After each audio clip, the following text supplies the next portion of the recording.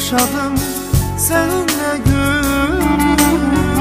Ömrümün sonunu seninle gördüm.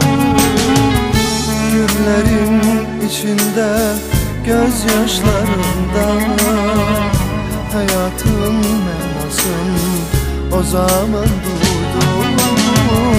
Hayatın manasını o zaman duydum. Ağrılı yolların sonlu olsun, hayatın manası seninle dolsun.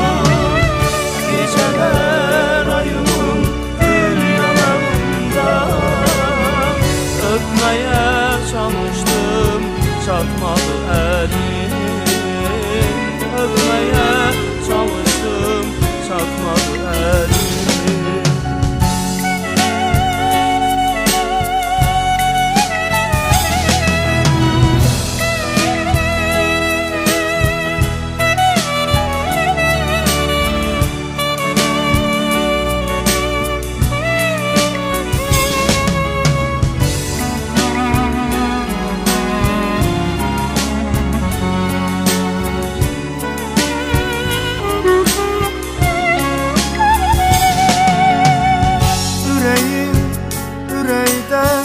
Temizdir temiz, ışıktır gözlerin, nurdur sevgimiz.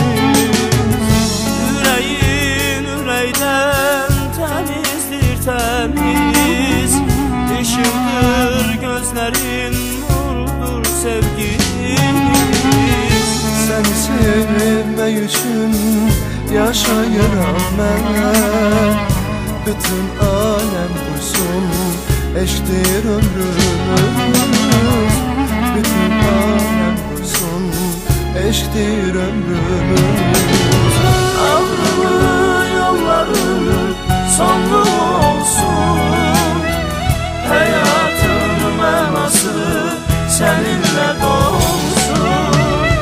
Geceler ayımın gül yanağında, öpmeye çalıştım çatmadı elim. Öpmeye çalıştım çatmadı elim.